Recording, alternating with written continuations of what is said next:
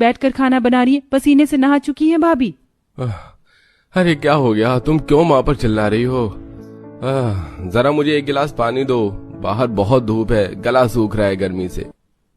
भैया अब बस बहुत हुआ, अब ये गर्मी बर्दाश्त नहीं होती। चलो आज ही हम बाहर से जाकर भाभी के लिए गैस चूल्हा लेकर आते हैं, मेरे पास कुछ पैसे रखे हैं। गुस्से में आकर काजल अपने भाई के साथ बाहर जाती है और गैस सिलेंडर का पता करती है, पर गैस सिलेंडर इतना महंगा होता है कि वो दुखी हो जाती है। तपती हुई धूप में अपने भाई के साथ घर आने लगती है, तभी उसकी नजर एक कुम्हार पर पड़ती है। गैस चूल्हा कितना महंगा है ना भैया, इस कुम्हार का सही है, मिट्टी के बर्तन घड़े बनाकर बेचता है। मैं कितनी उम्मीद के साथ आई थी गैस चूल्हा लेने। कोई बात नहीं काजल, अब घर चलते हैं, फिर कभी चूल्हा खरीद लेंगे। उदास काजल और अशोक धूप में घर आते हैं और घर आकर जब काजल की नजर अपने एक मिट्टी के चूल्हे पर पड़ती है तो अपनी भाभी से कहती है, भाभी मैं आपके लिए गैस सिलेंडर लेने के लिए गई थी, पर वो बहुत महंगा है, इसलिए आप फिक्र मत करो, मैं 3 मुंह का चूल्हा बनाऊंगी और आपके साथ बैठकर खाना बनाऊंगी। फिर 2 घंटे में बनने वाला खाना 1 घंटे में बनकर तैयार हो जाएगा, आप बस मुझे थोड़ा सा समय दो।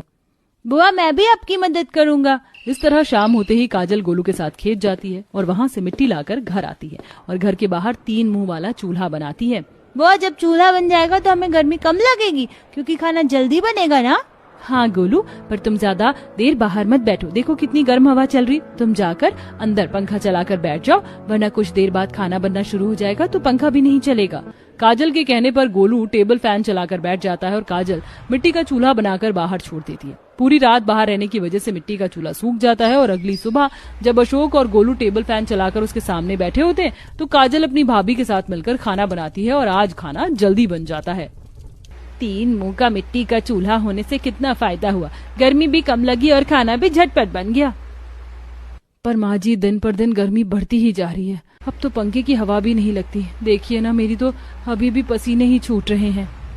निशा मैं समझ सकता हूँ कि तुम गर्भवती हो, तुम्हें बहुत परेशानी होती होगी, पर मैं कोशिश कर रहा हूँ, अगर कहीं पुराना कूलर मिला तो ले आऊंगा।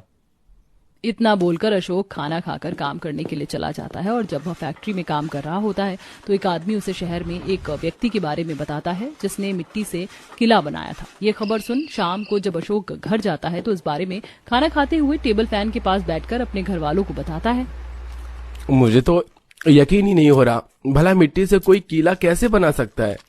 भैया आजकल के लोग बहुत एडवांस हो गए, आज किसी ने मिट्टी का किला बनाया है, कल को कोई मिट्टी का फ्रिज, कूलर, टीवी, पंखा बनाएगा। वैसे आइडिया बुरा नहीं है, अगर मिट्टी का किला बन सकता है तो मिट्टी का कूलर क्यों नहीं, पंखा तो हमारे पास रखा ही है। मैं क्या कहती हूँ अशोक जी, आप पंख खोल दीजिए, माँ जी और काजल आप ढेर सारी मिट्टी ले आओ, मैं खुद अपने हाथों से मिट्टी का कूलर बनाऊंगी।